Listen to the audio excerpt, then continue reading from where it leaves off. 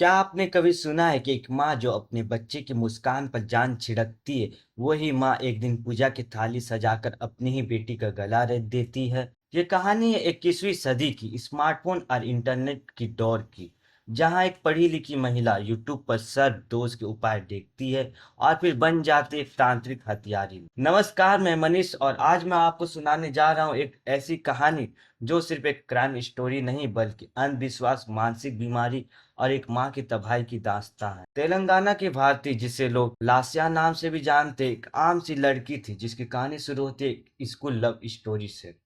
वो और कृष्णा बचपन के क्लासमेट थे, लेकिन कृष्णा पोलियो से पीड़ित था और गरीब भी। भारती की शादी किसी और से हुई लेकिन वो रिश्ता टूटा और 2019 में भारती और कृष्णा ने फिर एक दूसरे को अपना लिया। कहानी यहाँ तक तो एक इमोशनल रियूनियन लगती है, लेकिन फिर कहानी मोड़ लेती है अंधेरी की ओर। 15 अप्रैल 2021 सूर्यापेट जिले का एक दोपहर। घर में सिर्फ भारती, उसके 7 महीने की बेटी और बीमार ससुर थे। भारती ने पूजा की थाली सजाई, हल्दी, कुमकुम, नारियल और गोद में मासूम बच्ची।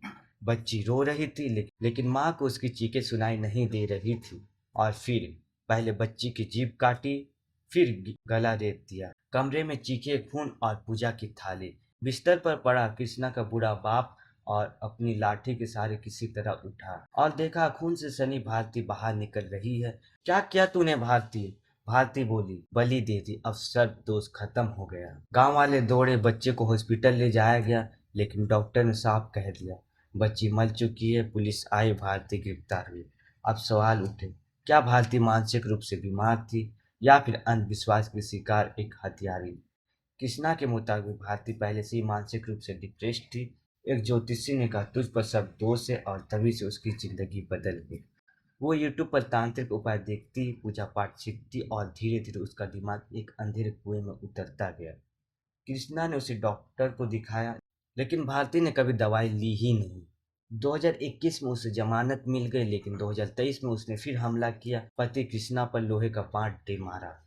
कृष्णा बाल बाल बचा और इस बार केस फिर चला। 9 अप्रैल 2025 कोर्ट ने भारती को 1 साल की सजा सुनाई, लेकिन असली झटका आया 12 अप्रैल 2025 को, जब कोर्ट ने उसे मौत की सजा सुनाई। एक पढ़ी लिखी महिला जिसके हाथ में मोबाइल था, इंटरनेट था, यूट्यूब था, फिर भी वो उलझ गई अंधविश्वास, तंत्र मंत्र और पागलपन के जाल में।